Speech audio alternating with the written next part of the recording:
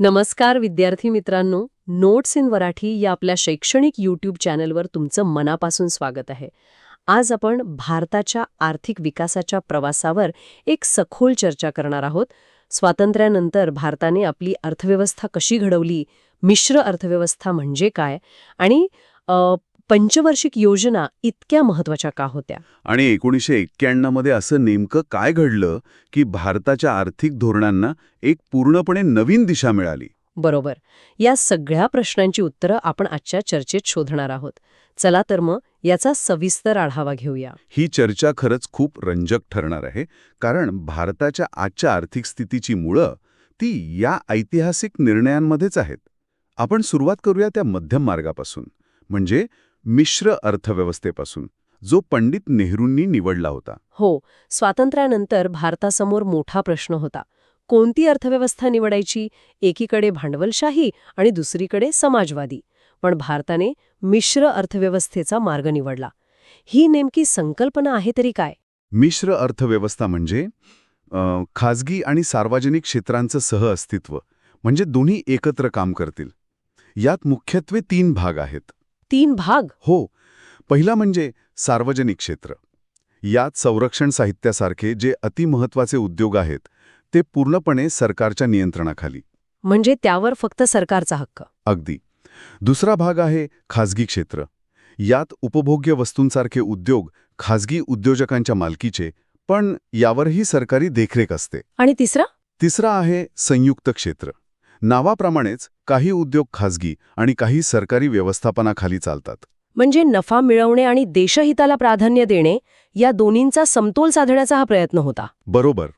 त्यामुळे संरक्षण, शिक्षण, रेल्वे, विमानतळ उभारणी यांसारख्या मोठ्या गुंतवणुकीच्या, पण ज्यातून उशिरा परतावा मिळतो, अशा क्षेत्रांची जबाबदारी सरकारने घेतली. अगदी बरोबर. याचा मुख्य उद्देश अधिकाधिक उत्पादन आणि लोकसहभाग वाढवणे हा होता. आणि मग पुढे 1973च्या औद्योगिक धोरणाने या विकासाला आणखी गती दिली. आता आपण पंचवार्षिक योजनांकडे येऊया. भारताच्या आर्थिक विकासात हा शब्द आपण नेहमीच ऐकतो. याची गरज का निर्माण झाली? कारण बघा, स्वातंत्र्याच्या वेळी भारत दारिद्र्य, बेकारी, प्रचंड लोकसंख्या वाढ, मागासलेली शेती आणि उद्योग अशा अनेक समस्यांनी ग्रासलेला होता. या सगळ्यावर मात करण्यासाठी एका नियोजनाची गरज होती. म्हणूनच 1950 मध्ये पंतप्रधान जवाहरलाल नेहरू यांच्या अध्यक्षतेखाली नियोजन मंडळाची स्थापना झाली. आणि मग योजनांची उद्दिष्ट ठरवण्यात आली. राष्ट्रीय उत्पन्नात वाढ, औद्योगिकरण, अन्नधान्यात स्वयंपूर्णता, रोजगार निर्मिती आणि विषमता दूर करणे. चला, काही महत्वाच्या योजनांवर नजर टाकूया. पहिली योजना 1951-56. हिचा भर कशावर होता? पहिली योजना पूर्णपणे शेती, जलसिंचन आणि ऊर्जा साधनांवर केंद्रित होती. तिने एके प्रकारे आर्थिक विकासाची पायाभरणी केली. आणि दुसरी योजना? उद्दिष्ट होतं औद्योगिकीकरण. दुर्गापूर, भिलाई, राऊरकेला इथले पोलादाचे कारखाने. हो, ते तर खूपच प्रसिद्ध आहेत. सिंद्री इथला रासायनिक खतांचा कारखाना आणि चित्तरंजन इथला रेल्वे इंजिनाचा कारखाना, हे सगळं त्याच काळात उभारलं गेलं. भाखरा नांगल, दामोदर सारखी प्रचंड धरणंही तेव्हाच बांधण्यात आली. पण तिसऱ्या योजनेत 1961-66 मात्र थोडी गडबड झाली असं दिसतंय. हो, त्यात उद्योग आणि कृषी विकासाचा समतोल साधण्याचा प्रयत्न होता. पण त्याच काळात चीन आणि पाकिस्तानशी युद्ध झाली आणि वर तीव्र दुष्काळाचा सामना करावा लागला. म्हणजे विकासावर परिणाम तर होणारच. नक्कीच. तिसऱ्या योजनेनंतर आलेल्या चौथ्या आणि 5व्या योजनांमध्येही अनेक आव्हानं होती.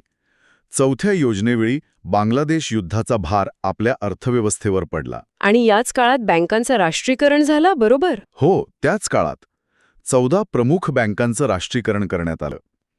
5व्या योजनेचं मुख्य उद्दिष्ट गरिबी दूर करणे हे होतं, पण ते पूर्णपणे साध्य झालं नाही. आणि मध्येच एक राजकीय बदलही झाला होता. बरोबर.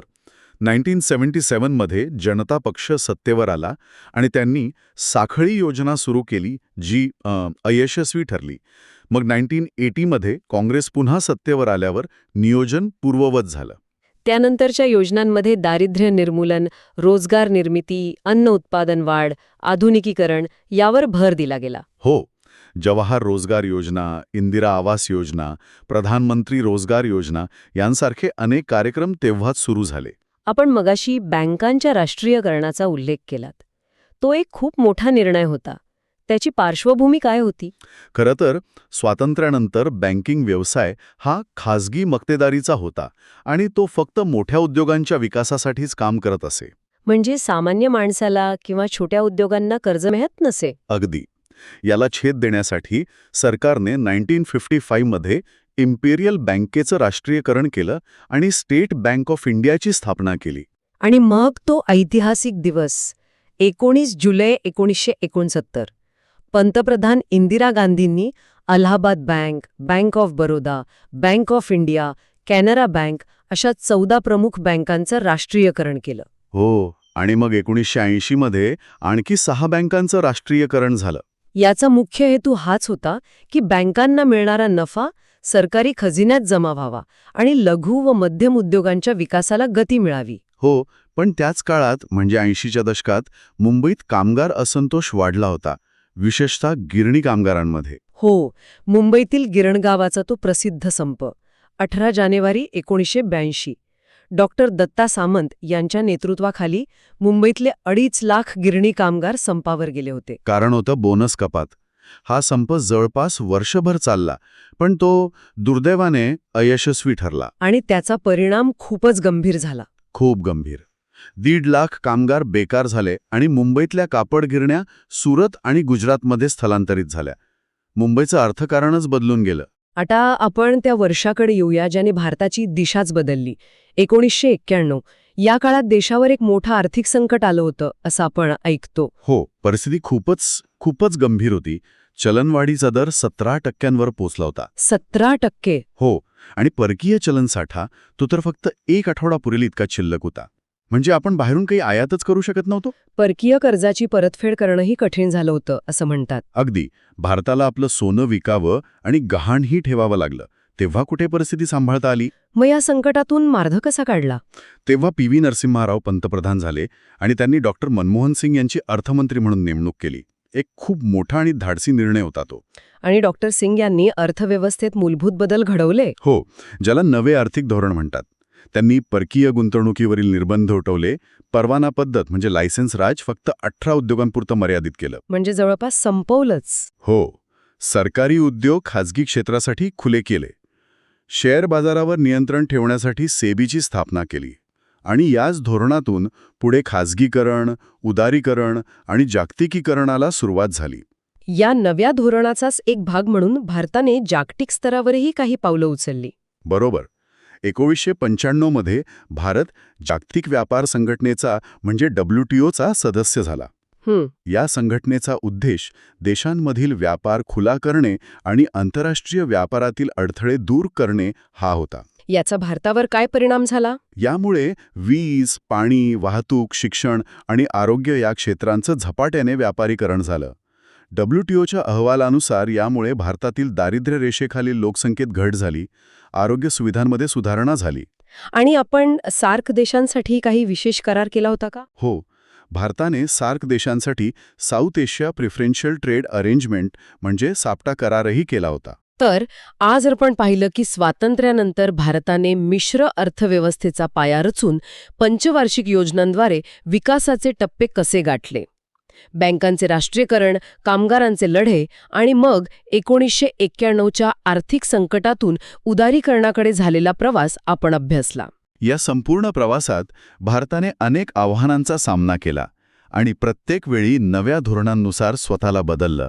हा प्रवास भारताच्या लवचिकतेचं आणि विकासाच्या दृढ इच्छेचं प्रतीक आहे असं मला वाटतं. ही चर्चा ऐकल्यावर एक विचार मनात येतो. आपण पाहिलं की भारताने गरजेनुसार आपली आर्थिक धोरणे कशी बदलली.